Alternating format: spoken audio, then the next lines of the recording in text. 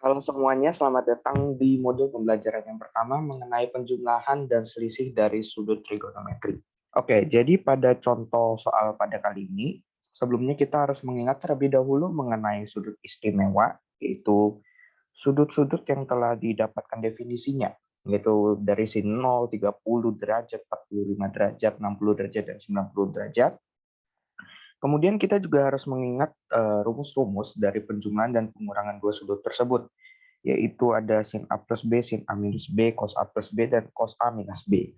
Nah, rumus-rumus ini akan berguna dalam menentukan sudut yang kebetulan tidak ada di dalam sini, tapi bisa kita temukan apabila kita mencarinya dengan rumus ini. Bagaimana maksudnya? Langsung saja kita ke contoh soalnya.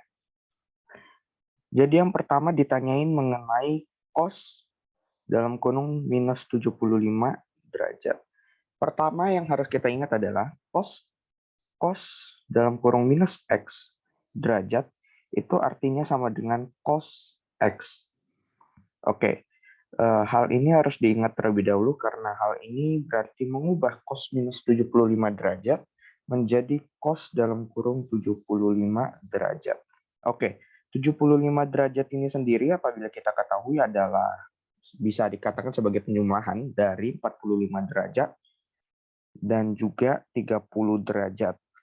Oleh karena itu, bisa kita juga simpulkan bahwa cos 75 derajat sama dengan cos dalam kurung 45 derajat ditambah 30 derajat.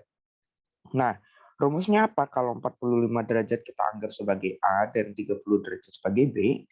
Nah, rumus yang akan kita dapatkan adalah cos dalam kurung A plus B sama dengan cos A dikali cos B dikurangi sin A dikali sin B.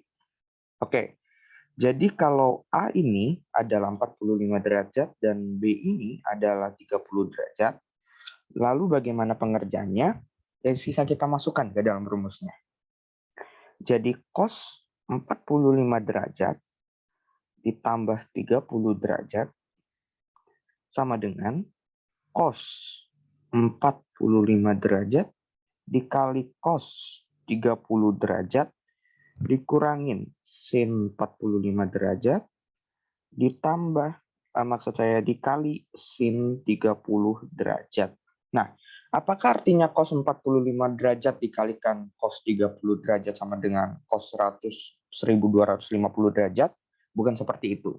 Cos 45 derajat dan 30 derajat ini pertama harus kita definisikan terlebih dahulu menjadi sebuah angka. Nah, bagaimana caranya? Dengan mengingat kembali sudut-sudut istimewa itu yang telah kita pelajari sebelumnya. Nah, cos 45 derajat seperdua akar 2. Bisa juga kita tulis sebagai akar 2 per 2.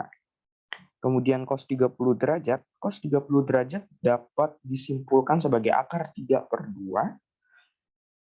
Akar 3 per 2. Kemudian cos ini rumusnya karena dikurang, maka sin 45 derajat sama dengan akar 2 per 2 juga. Dan juga dikalikan sin 30 derajat, yaitu 1 per 2. Nah, kemudian dari rumus ini kita tidak boleh langsung mengerjakan dan kita harus mengingat kembali urutan operasi baik dari tambah, kurang, bagi, dan dalam kurung. Oleh karena itu agar tidak membingungkan saya masukin ke dalam kurung yang operasi perkaliannya terlebih dahulu. Nah, dengan begini akan didapatkan akar 2 kali akar 3. Kalau mengingat sifat akar maka sisa kita kalikan jadi akar 6 per bawah 2 dikalikan bawahnya 2 menjadi bawahnya 4. Oke, dikurangin akar 2 kali 1 sama dengan akar 2 per 2 kali 2 adalah 4 juga. Nah, berarti bisa disimpulkan bahwa hasilnya adalah akar 6 minus akar 2 per 4. Atau bisa juga dituliskan sebagai 1 per 4 dikalikan akar 6 minus akar 2. Oke, ini adalah hasil yang pertama yaitu cos minus 75 derajat. Mengapa hasilnya tidak minus? Karena sekali lagi cos minus X sama dengan cos X menjadi positif ya. Dan berapa hasil akhirnya adalah seperempat dikalikan akar 6 minus akar 2. Oke. Kita lanjut ke soal berikutnya. Soal berikutnya adalah ditanyakan mengenai sin 15 derajat. Nah, bagaimana ini kalau 15 derajat? Karena kalau kita lihat di sini kan tidak ada yang memungkinkan. Apakah 34 tambah 45 sama dengan 15? Kan tentu saja tidak mungkin. Jadi kita ada juga rumus pengurangan dari dua sudut tersebut. Nah, di mana kalau kita lihat 15 itu sendiri, bisa kita definisikan sebagai 45 derajat dikurangi 30 derajat. Nah, apakah 45 derajatnya ada di sudut istimewa? Ada. 30 derajatnya ada? Ada. Nah, dengan begini kita bisa mulai mengerjakannya. Ingat kembali rumusnya, sin dalam kurung A minus B sama dengan sin A kali cos B dikurangi cos A dikalikan sin B. Oke, jadi kita masukin ke rumusnya. A-nya itu sama dengan 45 derajat dan B-nya adalah 30 derajat. Maka bisa didapatkan kesimpulan bahwa sin A atau sin 45 derajat dikalikan cos B atau cos 30 derajat dikurangin cos A cos 45 derajat karena A-nya adalah 45 derajat dan terakhir dikalikan sin 30 derajat. Oke. Jadi apabila ke sini kita harus kembali melihat berapa hasil dari masing-masing sudut istimewa tersebut. Sin 45 derajat. Sin 45 derajat sama dengan akar 2/2.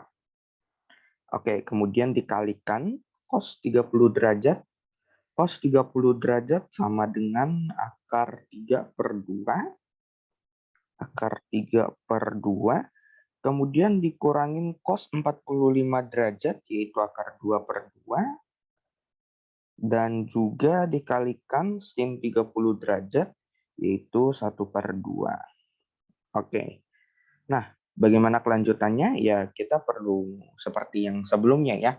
Seperti yang sebelumnya kita juga harus mulai mengalih-alihkan dan mengurangi. Tetapi dengan tetap mengingat bagaimana dari urutan operasi perhitungan dan perkalian tersebut. Oke, jadi akar 2/2 dikalikan akar 3/2 sama dengan akar 6/4.